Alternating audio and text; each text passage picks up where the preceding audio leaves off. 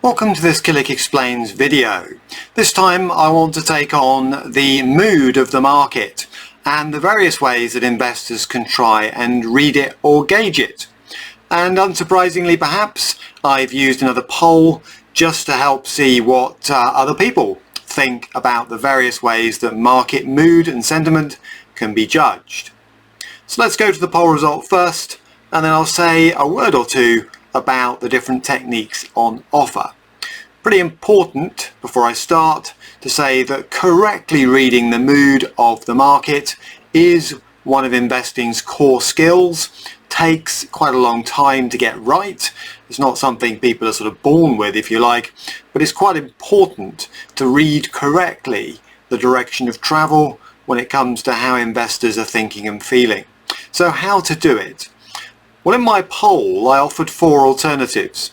The first one was momentum and or the use of moving averages and charts, and that was just under 22% of respondents. Next up I offered sentiment, more about that in a moment, and that was around 16.5% of the responses I received. The third option on offer was valuation, and there I got 50%, just over, of the total responses and the winning category for this poll. And then finally I offered technicals such as the VIX as it's known and the put-call ratio. There are others, but there are 2 of them, and that attracted around 11% of the votes I received. So we have a clear winner, valuation approaches, but what are the others and what are their potential pros and cons? Well, in other videos I have taken these on, so I'm going to skim a little bit here, but momentum, moving averages, reading charts, looking for patterns that might repeat and anticipating the repetition of those patterns, that's the space I'm in right now.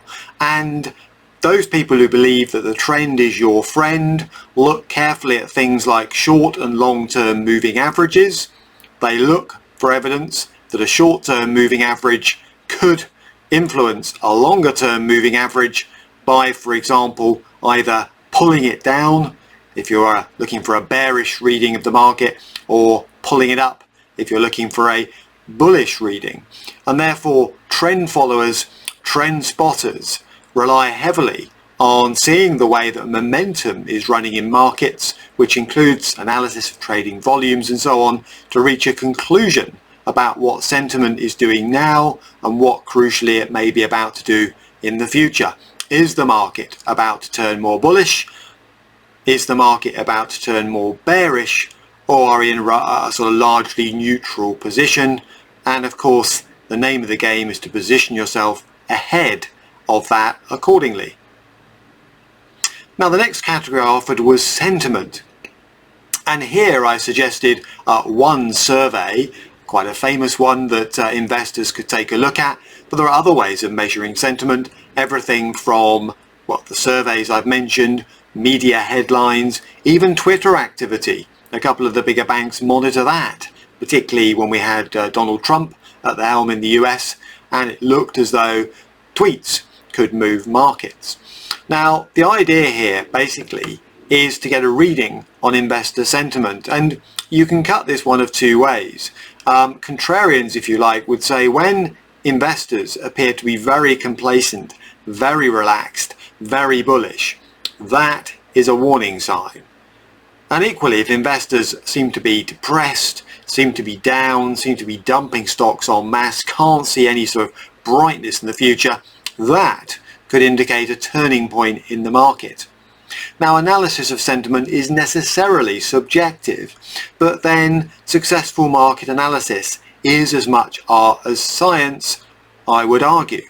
There is a place for correctly reading the mood of what Ben Graham once famously called Mr. Market in order to get your portfolio positioning correct, and being able to read sentiment is a part of that process.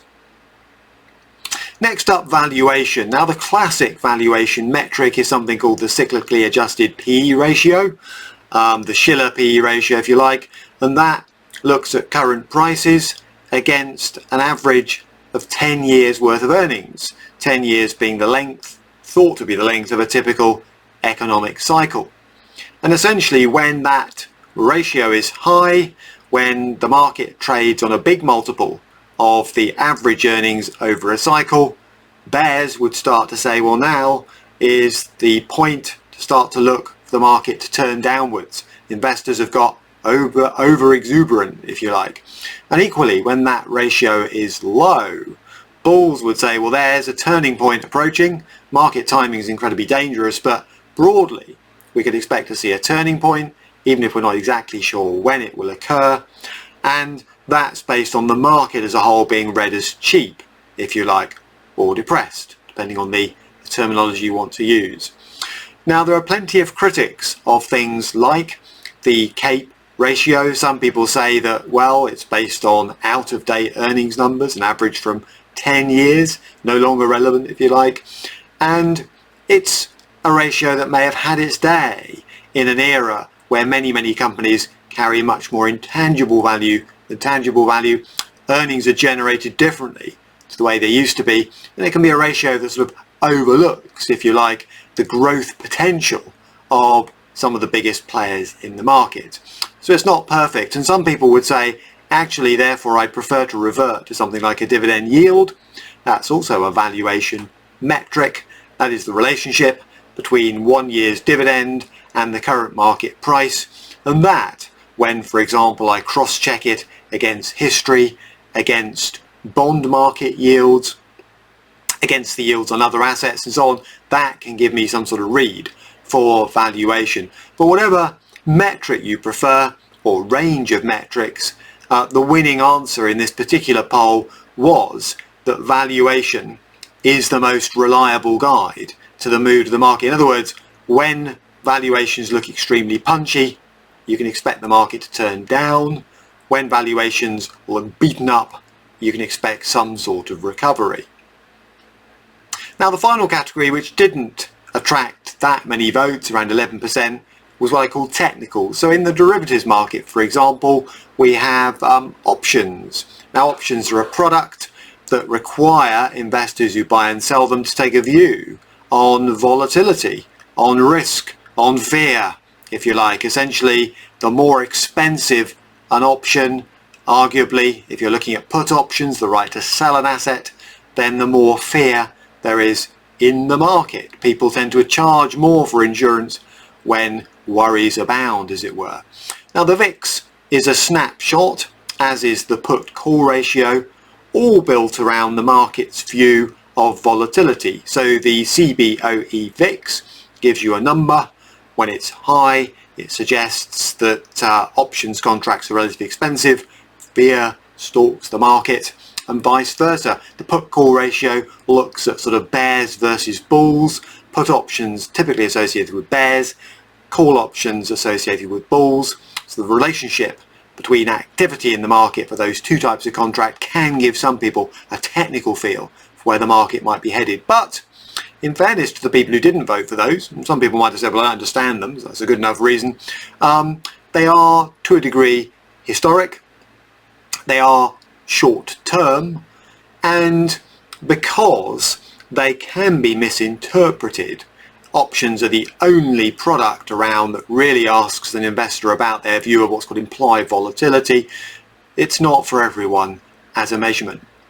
Now, my approach, I'm going to sit on the fence to a degree. I tend to combine these together. Yes, I'm a big believer in traditional valuation techniques. Of course I am, but I will definitely cast my eye across momentum indicators, sentiment indicators, and even some of the technicals in order to sort of form my full view of where I think the market mood is at the moment and where I see it going in the future.